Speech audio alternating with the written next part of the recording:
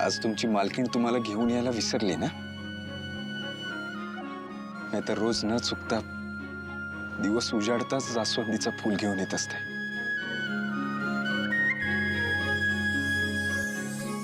तुमची पारू आहे ना, एक नंबरची हट्टी आहे. मी तिच्यावर रागवलो तर आपल्या सगळ्यांना सोडून गेली गावी. बट डोंट वरी, मी तिला घेऊन येणार आहे. तुम्हाला माहितीये, इतके दिवस मी जिच्या शोधात होतो ती तुमची मालकीणच आहे. काय करताय तुम्ही? इतके दिवस माझ्या डोळ्यासमोर ती माझ्या आजूबाजूला होती, पण मला कळलंच नाही. आता एक क्षण मी तिच्याशिवाय राहू शकत नाही. हो, पण तिच्या मनात काय आहे हे आधी जाणून घ्यायला हवं. नाहीतर मी जसं विचार करतोय तसं तिच्या मनात नसेल तर एक चांगली मैत्रीण गमवून बसेल मी. आधी तिला इथे घेऊन येतो, तिच्या मनात काय आहे हे जाणून घेतो आणि मगच मी माझ्या मनातल्या भावना तिच्यासमोर व्यक्त करतो. पण त्याच्या आधी मी माझ्या फिलिंग्स कोणालाच सांगणार नाहीये. हा, म्हणजे तुमच्याशिवाय. मी या नात्याला थोडा वेळ द्यायला हवा. मला ना माहितीये, पारू तुमच्याशी येऊन खूप बोलत असते. तिच्या मनातल्या गोष्टी सगळ्या शेअर करत असते तुमच्यासोबत. आज मी पण माझं एक मनातलं गुपित सांगू का? मला तुमची पारू खूप आवडते.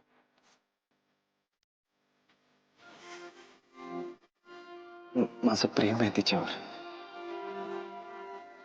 मी जातो, तिला घेऊन येतो. मला माहिती आहे ती सहजासहजी येणार नाहीये. हा, पण प्रीतम माझ्या सोबत असेल तर गोष्टी सोप्या होतील. अरे यार, प्रीतम, आदित्य, किती जणांना दुखवलंस यार तू. आधी प्रीतमला गाठायला हवा.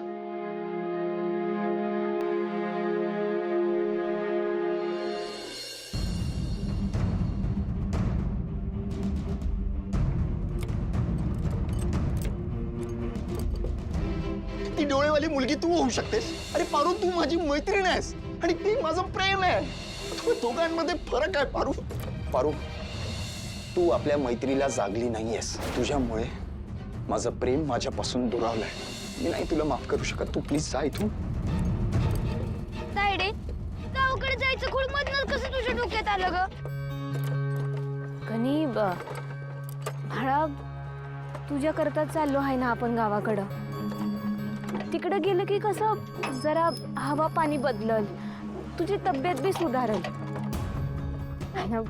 लई दिवस झाले आपण गावाकडे गेलोच नाही. मी बी गेले नाही. आणि तुझ्या शाळेला सुट्टी आहे तोपर्यंत जाऊन येऊ की गावाकडं. तुझी सुट्टी संपली ना की मग ये तू बासोबत परत. म्हणजे तोपर्यंत मी गावाकडेच राहायचंय? तायडे, मला या सुट्टीत आदित्य सर आणि प्रीतम सर बाहेर फिरायला येणार होते. मी चाललोय गावाकडं. मग तू जा परत. तू जाऊन राहा बासोबत. माझी मी एकटी जाईन गावाकडं. तर माझी मी जाते एकटी गावाला. तायडे, तुला माहिती आहे ना, तुझ्याशिवाय मी कुठं कधीच एकटा नाही राहत. माहित आहे ना गणी. थोडं वेळ शांत राहा ना बाळा. हे बघ, आपण आपल्याच गावाकडे चाललो आहे ना. खाणं लागल तुझं तिकडं मन, मला माहित आहे. तिकडं तुझे मित्र बी भेटतील तुला. आदित्य सर आणि प्रीतम सर माझे चांगले मित्र आहेत.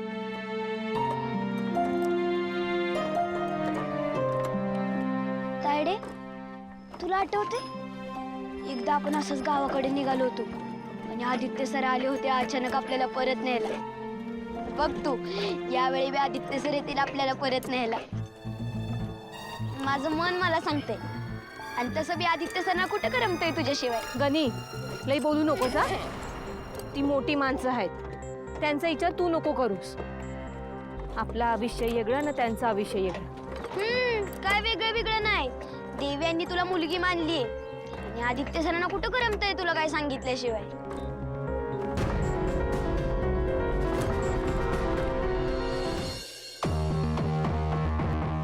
पारू,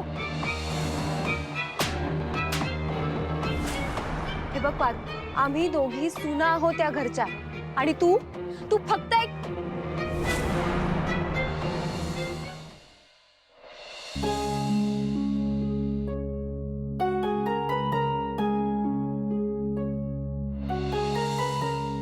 प्रिया मॅडम, हीच योग्य येळ आहे प्रीतम सरांनी तुमचा हात आबासाहेबांकडे मागायची.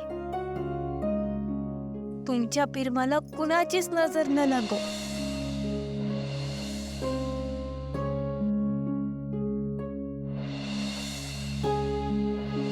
तू आज मला जगातली सगळ्यात मौल्यवान गोष्ट दिलीस.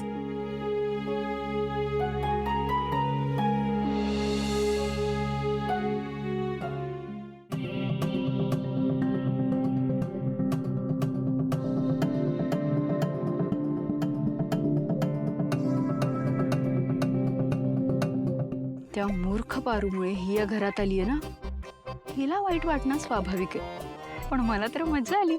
बरं झालं ते डोळ्यांचं सत्य मी कोणासमोर आणलंच नाही आणि तेवढ्यात पारू निघून गेली. नाहीतर माझ्यासमोर तिचं काही खरं नव्हतं. पण तुम्हाला एक कळतंय का, आता ते डोळ्यांचं सत्य या घरातल्या कुणालाच कळणार नाही. म्हणजे लोगोवरचे डोळे पारूचे होते हे कुणालाच समजणार नाही घरात. वा वा वा, शाबास दामिनी. जे दिशा आणि अनुष्काला जमलं नाही ते मी करून दाखवलं. पारूला या घरातून हकलून दिलं. आता अख्ख्या किर्लोस्कर घरात माझं दामिनी देवी किर्लोस्करचंच राज्य असणार. प्रिया, काय झालं? वाईट वाटते का पारू घर सोडून गेली म्हणून? बिचारी फार जवळची होती ना तुझ्या. वाटतच असेल वाईट. पारू गेली, घरातलं चैतन्य हरवल्यासारखंच झालंय. घरात मन रमत नव्हतं म्हणून इथे येऊन बसले. सत्य? हा दादा बोल ना. भावाचा फोन आहे माझ्या. हा दीपक दादा बोल ना. आणि काय रे, इतके दिवस तुला आठवण नाहीये का माझी? एक फोन सुद्धा नाही केला साधा. सॉरी वहिनींनी यायचं नाही म्हणून सांगितलंय ना तुला. अरे ऐक, पण ना आता येऊ शकतोस तू कधी. वहिनी आता आधीसारख्या राहिल्या नाही तरी.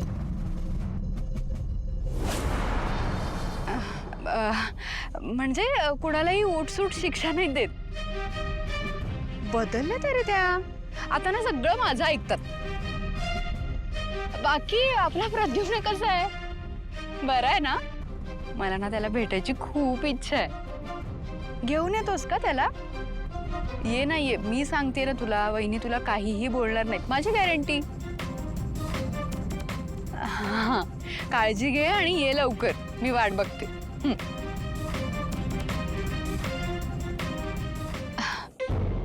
भावाचा फोन होता माझ्या. काय ना, वहिनींना तो आवडत नाही. माझा भाऊ आहे ना, माझा भाऊ आहे म्हणून आवडत नाही असं नाही, त्याचा स्वभावच वाईट आहे म्हणून नाही आवडत. पण आता वहिनींचं काय तुला माहितीच आहे की, तू पण आधी आवडत नव्हतीस, आता आवडतेस है ना.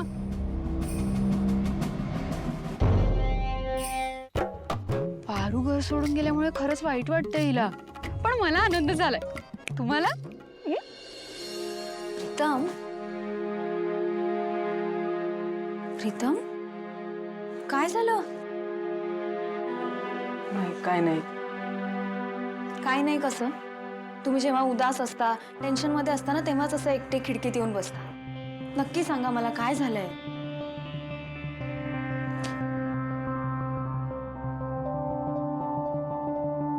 प्रीतम, मला सांगा काय झालंय? काय एवढी टेन्शन मध्ये आहात तुम्ही?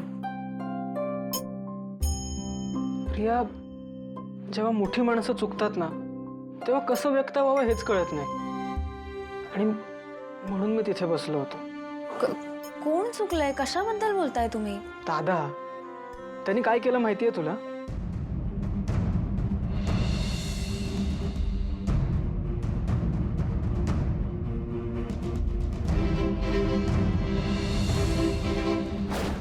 म्हणून पारू गावाला निघून गेली. काय प्रीतम अहो, पण पारू तर म्हणाले की ती गणीसाठी गावी गेलीये ना. खोटं कारण दिलंय तिने प्रिया. इतकं सगळं घडून गेलं आणि कोणाला काहीच कसं माहित नाहीये. प्रिया पारू आहे ती. तिने आपल्या कंपनीचा लोगो वाचवला आणि एवढंसही क्रेडिट न घेता अशीच निघून गेली. आजपर्यंत या घरासाठी तिने एवढं काय काय केलं आणि दादानी काय केलं तर हे. हे बघा प्रीतम, मला तुमची तळमळ कळते, पण सगळं ठीक होईल. पारू येईल घरी परत, तुम्ही नका काळजी करू. असं मन नाही मानत आहे Priya. Pritam I am sorry, तुम्ही काहीतरी महत्वाचं बोलत होता का? प्रिया, मला आत्ता तुझ्या नवऱ्याला, माझ्या भावाला घेऊन जायचं आहे. हो, पण कुठे चाललाय तुम्ही? ते मी तुला सांगतो नंतर. चल. अरे दादा,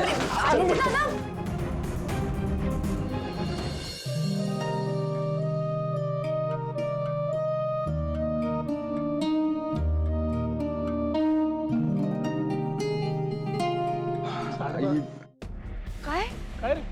जोडी कुठे निघाली आता? आई, माझ्या हातून खूप मोठी चूक झाली आहे. ती सुधारण्यासाठी चाललोय. आदित्य, तुझ्या हातून आणि चूक झाली? शक्यच नाही. एक वेळ प्रीतमच्या हातून झाली असते ना तर आम्ही समजू शकलो असतो. बाबा, श्रीकांत, अगं नाही बाबा, यावेळी माझ्याकडून चूक घडली.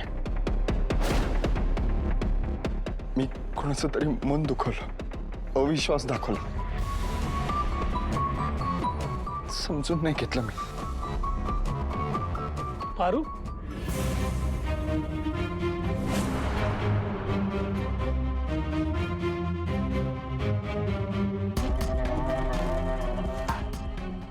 बाबा, पारू स्वतःच्या जीवाची कधी पर्वा न करता या घरासाठी वाटेल ते केलं तिने. आणि मी मागचा पुढचा काही विचार न करता तिला वाटेल तसं बोललोय. मला परत कधी तोंड दाखवू नको असं बोललो. अक्षरशः हकललं मी तिला. आणि ती बिचारी काही न बोलता, मी सांगेन ते गप गुमान ऐकून मला उलट एक शब्दही न बोलता निघून गेली गुपचूप. पण आता माझ्या लक्षात आलंय मी चुकलोय. चूक कसली, गुन्हा केलाय मी. आणि आई, मला माझी चूक सुधारायची आहे. मी पारूला आणायला चाललोय. राहिल्या, मला आदित्यचा निर्णय पटतोय. खरं म्हणजे हे घर सुद्धा पारूची वाट बघताय का? तिला परत आणणं आपलं कर्तव्य आहे. जाऊ दे.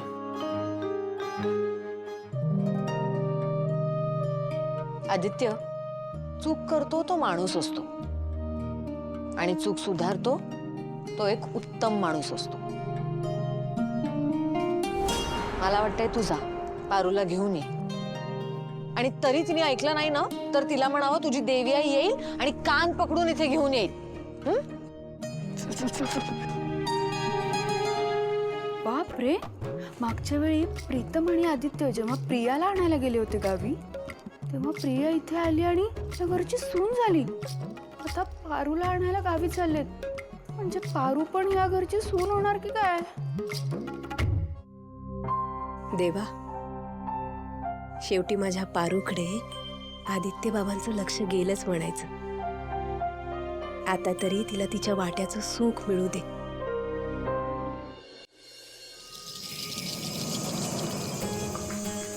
आजी, पाया पडते. पारू, पोर माझी, आलीस तू? बाय बाय, माझी लक्ष्मी परत आली गावाकडं. मारुती बोलला होता तू येणार आहेस म्हणून. सगळं घर बघ कसं आरशासारखं करून ठेवलंय. आणि हे माकड पण आणलेस का बरोबर? तिकडेच ठेवून यायचं होतंस की शेरात? हे आजी, गणी, आजी, आमच्या घराची साफसफाई झाली नाही अजून. तोपर्यंत आम्ही इकडेच राहणार आहोत. अगं मग राहा की. आणि काय ग, हे घर काय तुझं नाही आहे का? हा, नाही तसं नाही. काय झालं पोरी? मनात एक आणि चेहऱ्यावर काहीतरी दुसरंच. समज ठीक आहे ना बघ? ठीक आहे आजी, काय बी झालेलं नाही. ते गन्नीला करमत नव्हतं ना, म्हणून आलो आहोत तिकडे 4 दिवस. हे ताईडे, गप.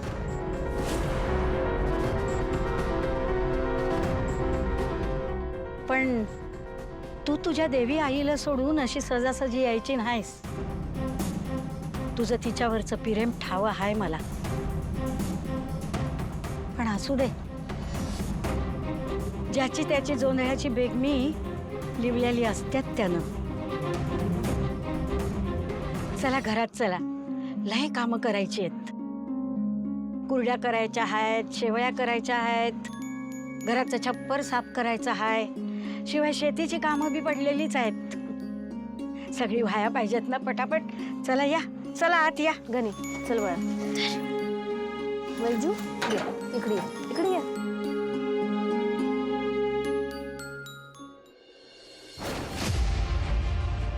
तुला मध्ये मध्ये झटके येतात का रे? शांत बस जरा. काय शांत बस? अरे आधी तोंड फुटेपर्यंत बोललास तिला आणि आता तोंड वर करून तिला आणायला चाललायस. अरे यार प्रीतम, काय? अरे यार प्रीतम काय? हे बघ, मी तुझा मोठा भाऊ असलो ना तरी माझ्याकडून चुका नाही होऊ शकत का?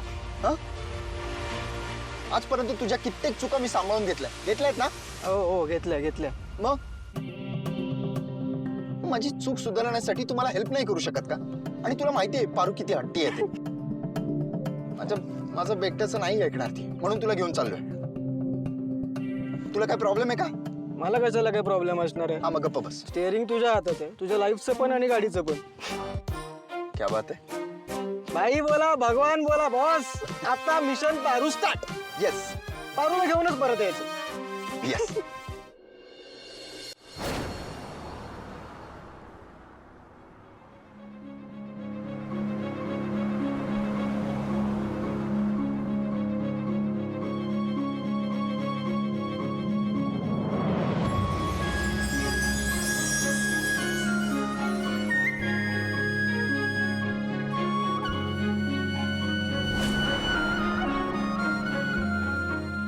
काय? नाही काय नाही. अरे मग रिव्हर्स का घेतलीस गाडी? ते असं थोडं जरा मागे. चल. हा चल.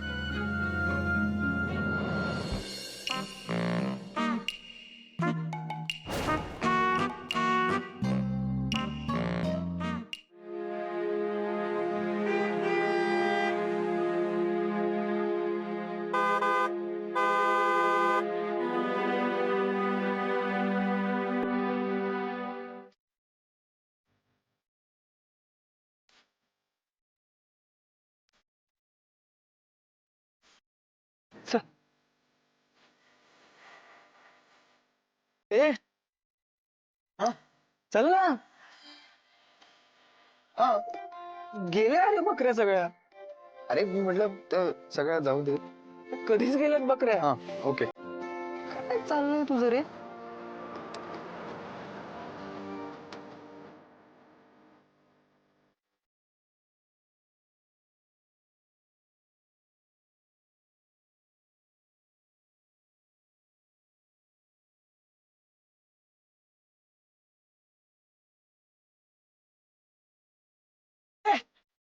गाडी थांबव. तू आधी गाडी थांबव. उतर. काय झालं? खाली उतर गाडीतून. अरे पण काय झालं? तू गाडीतून खाली उतर.